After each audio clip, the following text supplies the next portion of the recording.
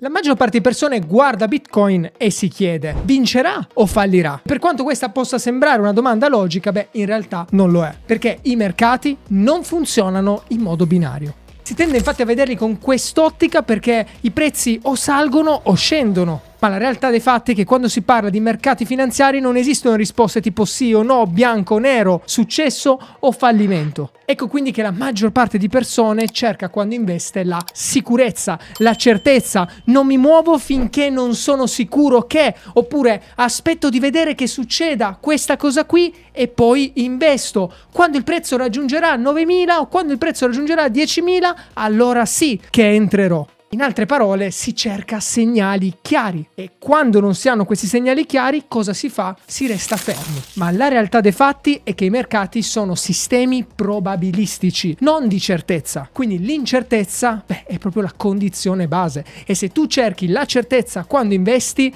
allora gli investimenti non sono ciò che stai cercando. E questa lezione gli investitori più intelligenti al mondo la conoscono molto bene. Infatti non cercano certezze, ma cercano vantaggi. Tra poco ne parleremo. Prima di tutto vediamo i grandi errori che vengono fatti dalle persone comuni quando investono, quindi da quelli che si chiamano gli investitori retail. Uno l'abbiamo già detto, inseguire la certezza. Il problema è che quando tu insegui la certezza piuttosto che la probabilità, due sono le cose che succedono. O entri con tutto il capitale troppo presto, oppure resti fuori in attesa di una certezza che, udite udite, non arriverà mai. Entrambe le strategie sembrano sensate, prudenti e logiche, ma nella realtà dei fatti finiscono sempre male. Perché il vero rischio non è sbagliare la propria previsione, ma usare un modello decisionale sbagliato. Ed è proprio di questo che parleremo all'interno di questo video, perché le persone guardano a Bitcoin in modo sbagliato. Cercano una certezza, cercano delle condizioni che è impossibile trovare. E per spiegarti nel dettaglio tutto questo andremo a scomodare la CIA, sì, la Central Intelligence Agency americana, proprio lei. Ma prima di vedere che cosa ci insegna la CIA sugli investimenti, piccolo spoiler, potresti utilizzare soluzioni tipo YouHodler per posizionarti sul mercato. Perché? Perché grazie a YouHodler puoi non solo acquistare e vendere Bitcoin e altre cripto, ma anche fare trading e guadagnare interessi fino al 20% sulle coin che vuoi. Quindi puoi depositare i tuoi fondi, comprare, vendere quello che più ti interessa, generare interessi. Ecco, tra l'altro mi si sono appena sbloccati degli interessi settimanali, in questo caso ho guadagnato $50 questa settimana dai miei interessi. Sto prendendo attualmente un 14% su USDC, un 6% su Bitcoin, un 6% su Pax Gold, quindi sull'oro. Ottimi, veramente ottimi interessi che dipendono ovviamente da quello che è il tuo livello. In questo caso io sono Platinum perché faccio anche trading qua sopra, quindi più scambi, più fai trading, più volumi ricevi, più scali le classifiche, più interessi ottieni. Però di base comunque parliamo di interessi che vanno tra un 4 e un 5%, che su asset come Bitcoin e oro non sono affatto male. Insomma, su questa piattaforma puoi fare tutto. La cosa più interessante è che puoi creare dei piani d'accumulo. Infatti, cliccando su converti vicino Bitcoin, io posso andare a scegliere per esempio da dove convertire, ipotizziamo USDC, dirgli l'importo che voglio inserire. Puoi usare anche valuta fiat come la sterlina, come il dollaro, come l'euro, come il franco svizzero. Vado a scegliere quanto investire, clicco conversione automatica e posso decidere di acquistare ogni tot calo percentuale o a un determinato prezzo, quindi piazzarlo lì e dimenticarmi di quell'ordine, oppure creare un investimento per data. Posso dirgli inizia oggi, inizia domani, inizia dopodomani, posso scegliere quindi quando farlo iniziare e cliccare ripeti giornaliero, settimanale e mensile. In questo modo io posso settimanalmente, in modo totalmente automatico, acquistare i miei Bitcoin senza dover muovere un dito, e questo si va a connettere a quello di cui parliamo tra poco. Attenzione, non parleremo di piani d'accumulo, ma parleremo di strategie che possono anche utilizzare i piani d'accumulo. Qua sotto ti lascio quindi il link di YouHodler, QR code, codice Demasi. In fase di registrazione inserisci questo codice e riceverai 50 scintille gratuite che potrai utilizzare per generare dei Bitcoin gratis. Qua sotto trovi tutto. Arriviamo al dunque, arriviamo alla lezione della CIA. Negli anni 90 devi sapere che la CIA affrontò una crisi silenziosa, una di quelle crisi di cui non si parla ai telegiornali, ma che tra una notizia e l'altra emerge. Infatti in quel periodo continuano a fare un buco nell'acqua dopo l'altro. Avevano schiere di analisti H24 lì a raccogliere informazioni, analizzare dati, eppure continuavano a sbagliare. Il problema? Le domande binarie. Tipo quelle che ci siamo fatte all'inizio di questo video. Questa minaccia è reale oppure no? Questo rapporto è vero o falso? Questo leader è amico o nemico? Una volta scelta la narrativa, ogni nuova informazione veniva filtrata per confermare la narrativa stessa. Facciamo un esempio che sicuramente ti tornerà. Loro hanno armi di distruzione di massa? Vero o falso? Fu così che partono fuori guerre di prevenzione in posti che di armi di distruzione di massa non ce n'era neanche l'ombra. In questo processo le prove contraddittorie diventavano automaticamente rumore e la coerenza alla propria idea sostituiva la verità esterna. In altre parole, si aveva una convinzione e si cercavano prove, dettagli, analisi che confermassero quella decisione, piuttosto che trovare e analizzare quella che era la realtà. Nacque così un nuovo metodo, quello che si chiama ACH, cioè analisi delle ipotesi concorrenti. E rispetto al precedente modello, portava facilmente a bias cognitivi, quindi di fatto a cercare di confermare le proprie teorie piuttosto che cercare la realtà, anziché chiedersi è vero, si iniziarono a porre altre domande in quello che era un processo, una strategia mirata. 1. Generavi ipotesi concorrenti, quindi non solo quella che ti piace, ma ipotesi che piacciono e ipotesi che non piacciono. 2. Raccogliere evidenze oggettive, dati, fatti, metriche, analisi, informazioni, tutto ciò che oggettivamente può essere analizzato e che può tornarci utile. Quindi non per forza correlato alle ipotesi che più ci piacciono, non per forza che avvantaggiano le ipotesi che vogliamo, ma semplici, puri, nudi e crudi dati. 3. Valutare ogni evidenza raccolta contro le ipotesi formulate. E 4. Scartare le ipotesi smentite dai dati, non quelle che non ci convincono. Ecco, l'obiettivo qui non è cercare certezza e quindi prevedere il futuro, prevedere ciò che succederà, ma avere un processo logico, ripetibile, probabilistico, ben specifico. Paradossalmente bisognava evitare di essere sicuri, perché se io fossi stato sicuro al 100%, bene, in una cosa che ovviamente non può avere sicurezza, significa che sto applicando dei bias cognitivi, quindi significa che sto cercando di dare certezza laddove certezza non c'è. Cosa c'entra tutto questo con i mercati, ti chiederai? Cosa c'entra la CIA con i mercati finanziari? La CIA c'entra come? Perché questo stesso processo può essere applicato proprio ai mercati finanziari.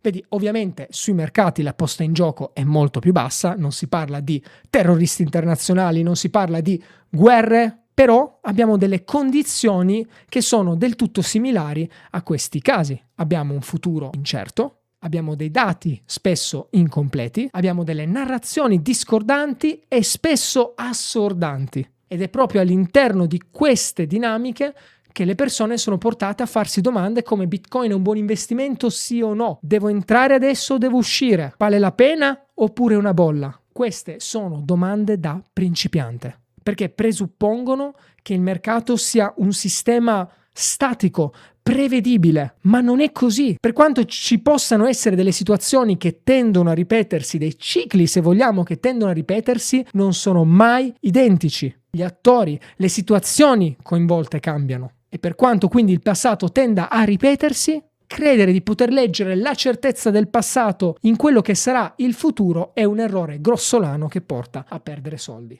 Aspettarsi la certezza non riduce il rischio, anzi lo amplifica. Noi dobbiamo utilizzare un sistema oggettivo per analizzare quelli che sono gli scenari. Fatta quindi questa dovuta premessa, arriviamo al cuore, arriviamo a Bitcoin e proviamo ad applicare questo metodo. Infatti ti ho detto come è strutturato, i 4 punti che lo strutturano, ora andiamolo ad applicare con un esempio reale in modo che tu possa capire come creare questo processo e come utilizzarlo per fare le tue analisi. La storia che ci raccontano sembra essere assolutamente logica e ragionevole su Bitcoin. Partiamo da questo, quindi è volatile, è un asset speculativo, gli istituzionali sono interessati ma aspettano regole chiare. Che cosa abbiamo da qui? Abbiamo la regola standard: diversifica, riduci la concentrazione ed evita gli estremi. E questo ha senso, in generale ha senso. Però se non compreso bene, rischia di diventare fuorviante, poiché questo tipo di narrativa ignora 3 aspetti fondamentali. 1. Il prezzo non è la probabilità. Molti credono che prezzo alto uguale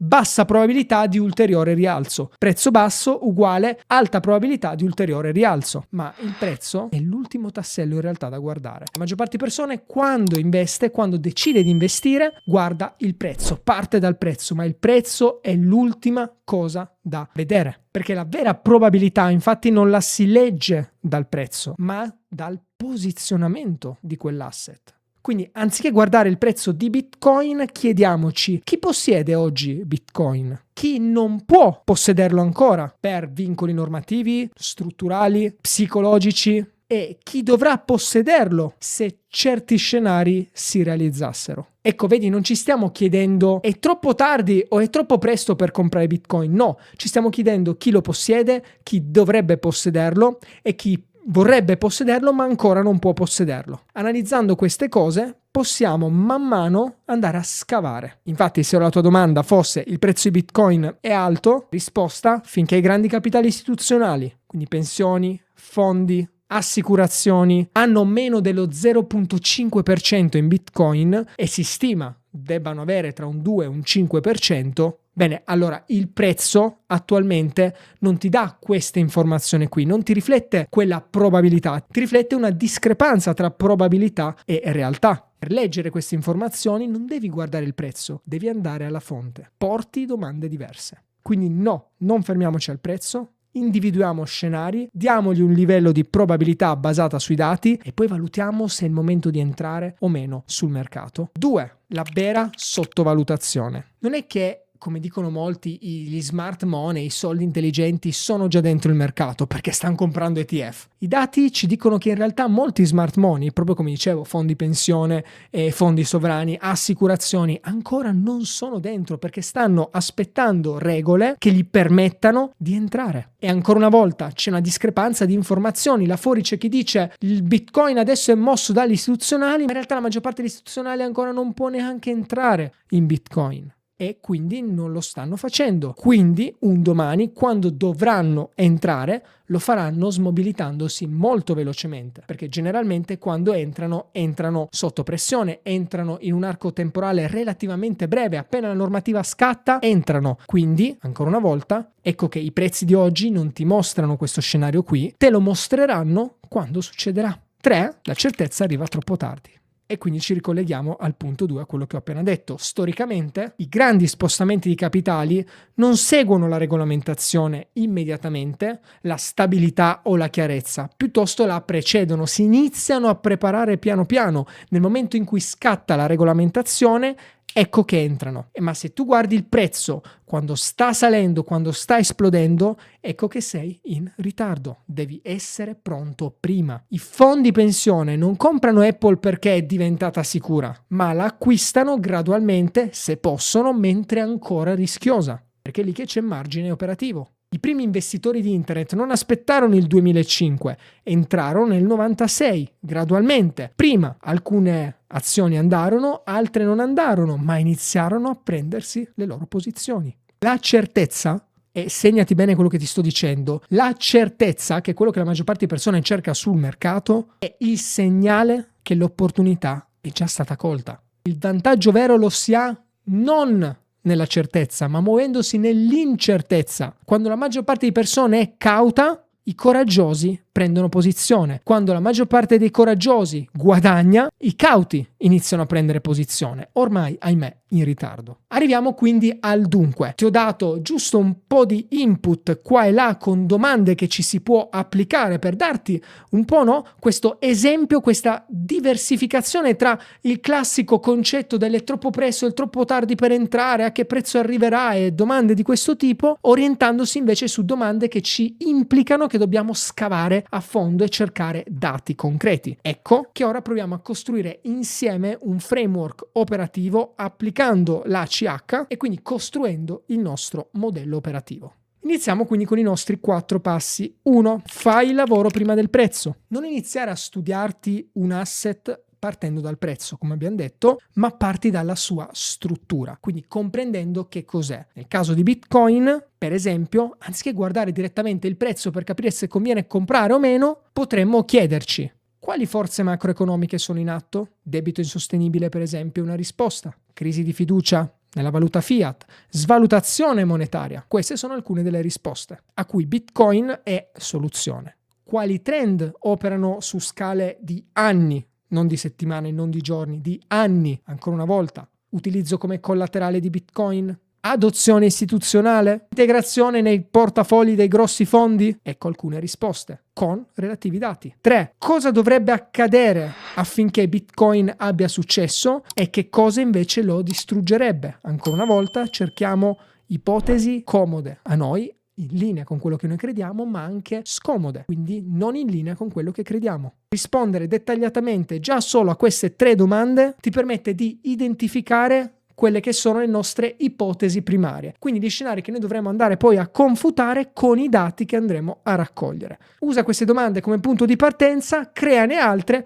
in modo da generare quelli che sono per te gli scenari possibili. Passiamo a questo punto al punto 2. Pensare in termini di probabilità, non di esiti. L'obiettivo da qui in poi sarà proprio quello di assegnare dei livelli di probabilità a quelli che sono gli scenari che abbiamo ipotizzato, partendo prima di tutto da che cosa? Dalla raccolta delle evidenze, cioè di quei dati in grado di confermare o smentire le nostre ipotesi. Quindi togliti dalla testa domande tipo Bitcoin varrà 1 milione? Oppure Bitcoin esploderà presto? O crasherà? E chiediti: 1. Qual è la probabilità che Bitcoin sopravviva come asset di riserva? 2. Qual è la probabilità che Bitcoin venga adottato da almeno un paese come riserva strategica? 3. Qual è la probabilità che il debito globale renda inevitabile una fuga verso asset non inflazionabili come Bitcoin? Ecco, vedi come cambiando le domande cambia anche l'approccio? Se la probabilità di tutte queste domande non è 0 e la confutiamo con le evidenze che andiamo a raccogliere, quindi con i dati, allora fare tutto o niente, quindi all in o all out, non ha alcun senso. La risposta razionale è quella di allocare denaro nell'asset che abbiamo scelto, per esempio Bitcoin, in proporzione alle probabilità che abbiamo assegnato, quindi basandoci ancora una volta sui dati.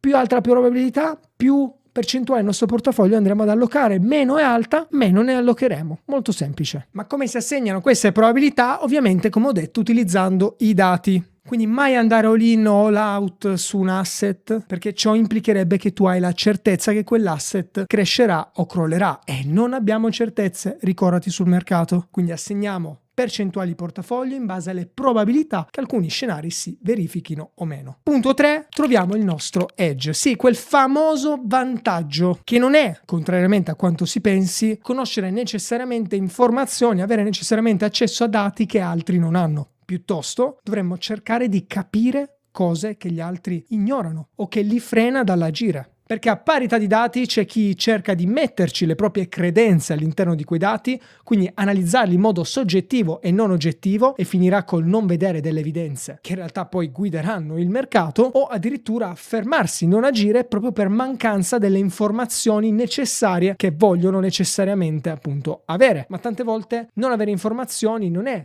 veramente che non hai informazioni, ma semplicemente il sto cercando certezze, non sto cercando dati, informazioni. E quando uno cerca certezze, ahimè, si perde la maggior parte dei dati che può in realtà utilizzare a proprio favore. Esempi per Bitcoin possono essere: il mercato sta sottovalutando l'impatto della tokenizzazione del debito sovrano, per esempio su Bitcoin, oppure ignorare che BlackRock, Fidelity e tanti altri fondi stanno accumulando non per speculazione, ma come asset di tesoreria, stanno accumulando sul lungo termine, non per vendere domani. Ecco, il nostro vantaggio in questo scenario quale sarebbe? Beh, sarebbe il tempo, il muoversi per tempo, l'utilizzare la pazienza a nostro favore, la capacità di pensare in decenni piuttosto che in settimane. Quarto punto, osserva il posizionamento, non il rumore. I grafici mostrano il passato, non ciò che succederà, il passato o il presente, quello che sta succedendo oggi, ma non ci dicono nulla sul futuro. Quello che tu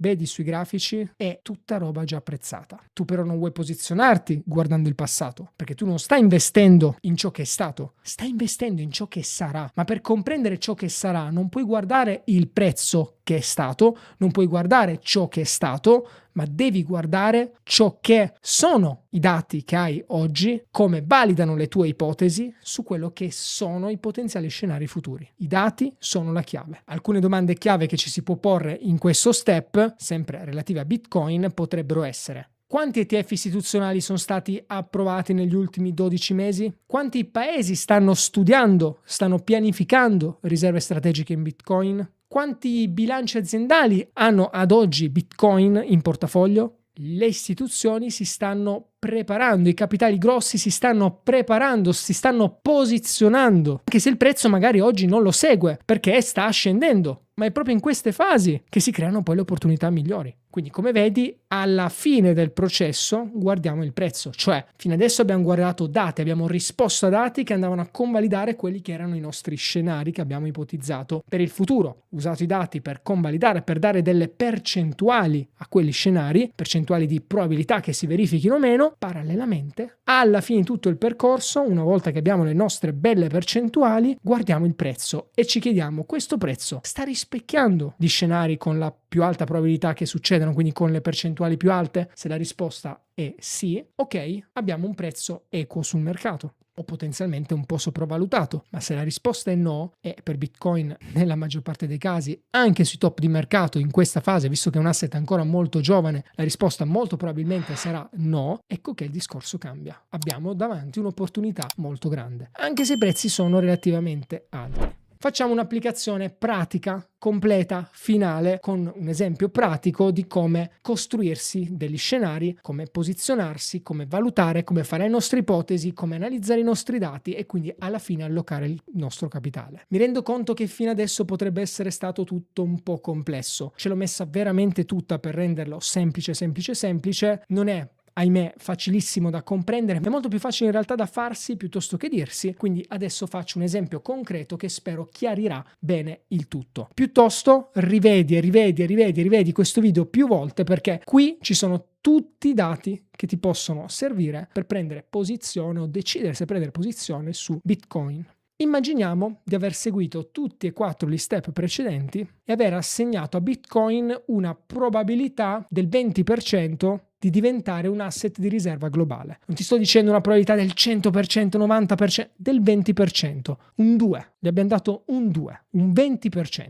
Pochissimo, ma in questa probabilità, con questo scenario, se succedesse, avresti un potenziale per 10 o per 20 rispetto ai valori attuali di Bitcoin. D'altra parte, c'è una probabilità dell'80% che Bitcoin rimanga un asset di nicchia e che quindi abbia un potenziale limitato con un prezzo come questo, quindi come quello attuale, o un po' più basso. Ecco, in questo scenario ancora una volta la risposta non è compra tutto oppure ignora, ma semplicemente alloca una percentuale del tuo portafoglio in modo proporzionale al valore atteso, quindi alla percentuale che si verifichi quella che è la tua ipotesi. Abbiamo detto un 20% di chance che Bitcoin diventi asset di riserva. Downside va a 0, quindi crolla. Upside 1 per 20 dal prezzo attuale. Allora capisci che anche con una probabilità del 10% la tua esposizione sarebbe sensata. Perché se sbagli vai a 0, ma se vinci fai un 20 per. Quindi allocare una piccola quantità di portafoglio potrebbe avere assolutamente senso in questa partita. Quello che bisogna fare quindi a questo punto non è decidere se entrare o no, ma dimensionare il proprio portafoglio, la propria esposizione, in modo che se andasse a 0 non distruggo il mio intero capitale, viceversa se va su però faccio dei bei profitti. E quando il prezzo scende non è un segnale per uscire, ma è un'opportunità per aggiornare le nostre probabilità, eventualmente aumentare l'esposizione. Ancora una volta parliamo di probabilità. Credere che il prezzo in futuro varrà X perché non si sa perché, hai letto le carte, hai sentito Paolo Fox, non ho idea di che cosa hai fatto, quindi credi che il prezzo sia quello, ecco questa è una scommessa. Analizzare quelle che sono le probabilità e scegliere un capitale per posizionarti, questo invece è un altro gioco.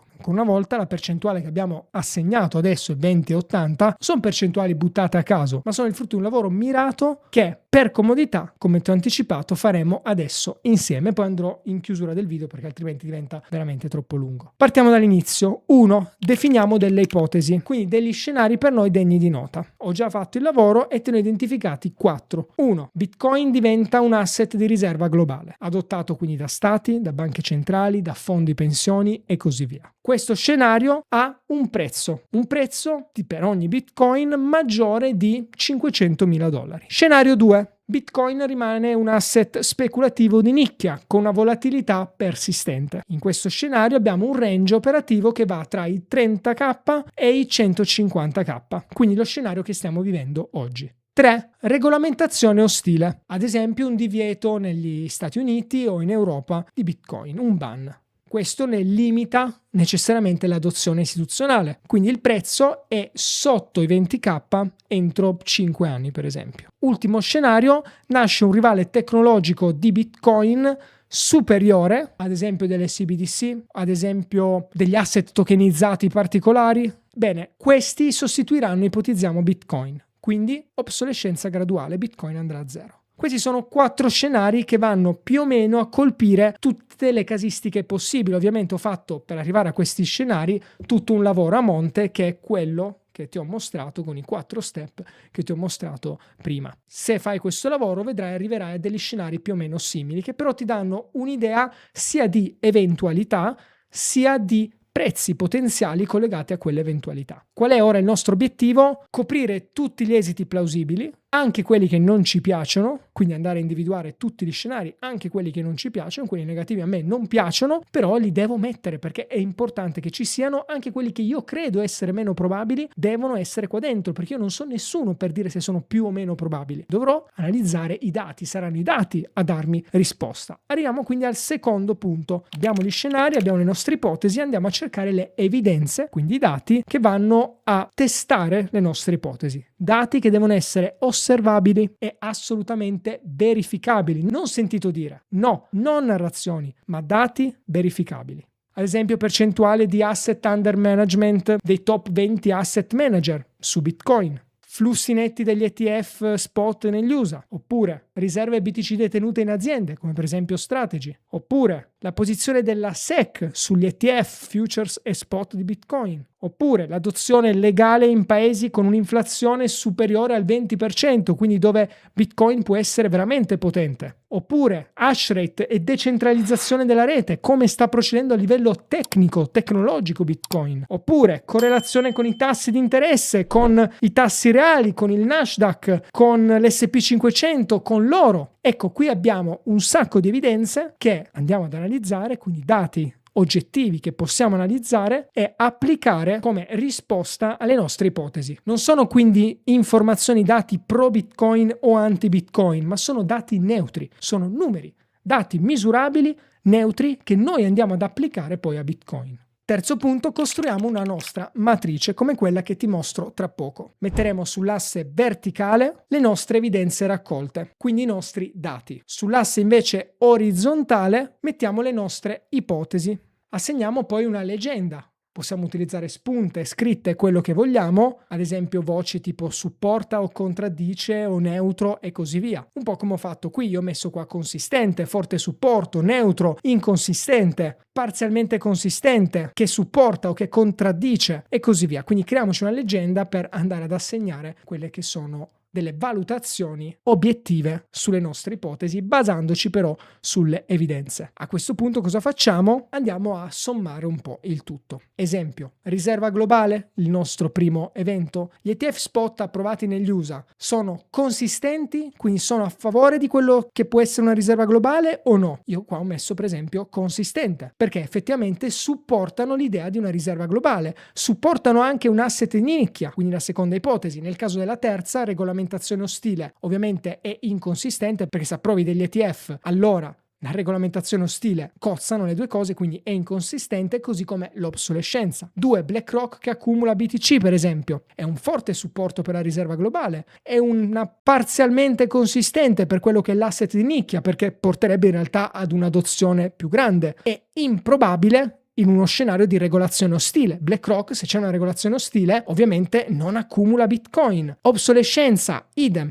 va a contraddire questo scenario. Ecco, questo è il lavoro che devi fare. Le evidenze che contraddicono le ipotesi le vanno a indebolire, viceversa vanno a fortificarle. Fai quindi la somma dei risultati per ciascuna colonna, vai a prendere più in considerazione ovviamente gli scenari sensati, cioè quelli che hanno più evidenze a sostegno. Attenzione, non scartare però quelle con meno evidenze oggi, perché meno evidenze oggi non significa meno evidenze domani. Ciclicamente dovremo rifare questo lavoro aggiungendo anche nuove evidenze, nuovi dati che man mano raccogliamo per andare a fortificare o smentire le ipotesi. E nel gioco della finanza queste cose molto spesso cambiano, perché ciò che ieri funzionava non è detto che funzioni anche domani. Quindi tieni sempre tutte le ipotesi e vagliale di continuo, andando ad assegnare in base ai dati che hai oggi delle risposte e quindi delle decisioni più o meno mirate. Nella nostra tabella, quindi, alla luce delle evidenze disponibili, le ipotesi catastrofiche, quindi la 3 e la 4, le ultime due, sarebbero smentite, mentre l'ipotesi nicchia è ancora possibile, ma sempre meno coerente con i dati, il posizionamento reale del capitale istituzionale, per esempio, mentre l'ipotesi riserva globale, quindi la prima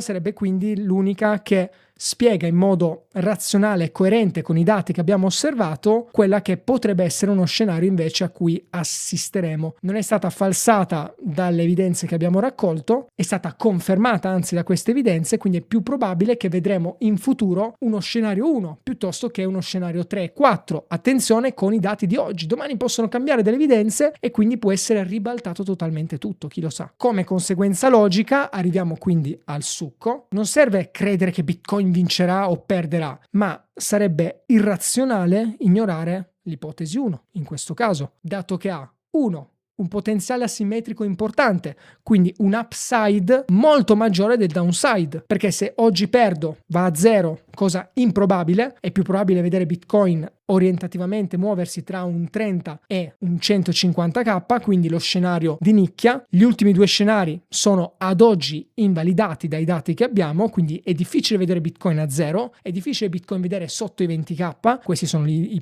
ultimi due scenari. I dati ci hanno detto che è difficile avere questi scenari, non impossibile, attenzione, ma difficile. È più probabile avere uno scenario centrale, quindi il secondo che abbiamo trovato, quindi lo scenario di nicchia, quindi con Bitcoin che muove tra i 30 e i 150k, molto più probabile invece vedere Bitcoin come asset più istituzionale, quindi più riserva di valore globale, e quindi vederlo su prezzi superiori ai 500k. In questo scenario, se io dovessi prendere posizione oggi, ora non sto valutando il prezzo e dire oh è alto o basso rispetto al passato, no, sto dicendo oggi a 90.000, può scendere a 30.000, può scendere a 50.000, difficile che vada a zero da un lato, o da 90 a 30 meno 60k, dall'altro però ho un potenziale più 500k. Ora, se vado a pesare le due cose, chiaro che mi posizionerò in altro modo, quindi il costo, rischio, beneficio, il costo dell'opportunità oggi è tecnicamente ancora a nostro favore, nonostante Bitcoin sia alto. Perché? Perché i dati ci mostrano degli scenari con una valutazione elevata molto più probabili rispetto a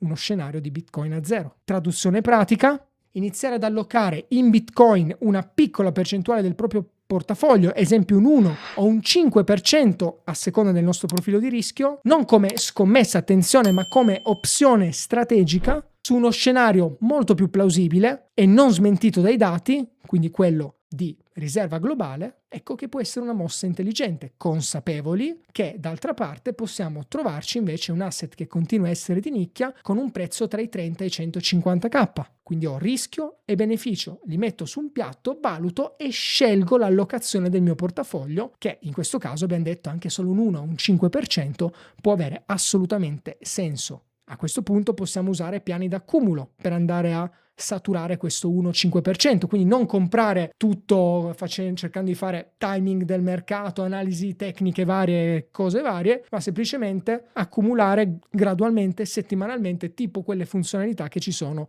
su YODLER che ti ho mostrato prima, e ti lascio chiaramente qua sotto il link. Se poi, man mano che andiamo avanti, passano un po' di mesi, la nostra H1, la nostra ipotesi 1 diventa sempre più forte, ecco che possiamo aumentare gradualmente la nostra esposizione. Viceversa, se diventa più debole, possiamo andare a ridurla. Tutto qua, molto molto semplice. Io sto costruendo tutto basandomi sui dati, non su idee buttate lì a caso o previsioni di prezzo perché tizio ha detto questo e tizio ha detto l'altro. Ricordati sempre che alla fine della fiera i mercati non premiano chi ha ragione, ma premiano chi ha seguito un processo ripetibile, logico, mirato per prendere decisioni nell'incertezza. Non serve essere un genio, ma serve essere in grado di pensare in termini di probabilità, rifiutare le narrazioni binarie o tutto o niente, questa roba negli investimenti non deve esistere, posizionarsi in modo da sopravvivere agli errori, quindi calcolare a priori gli errori. E con questo tipo di analisi lo puoi fare, agire prima che la folla ottenga la certezza, perché la certezza implica che l'opportunità è già svanita.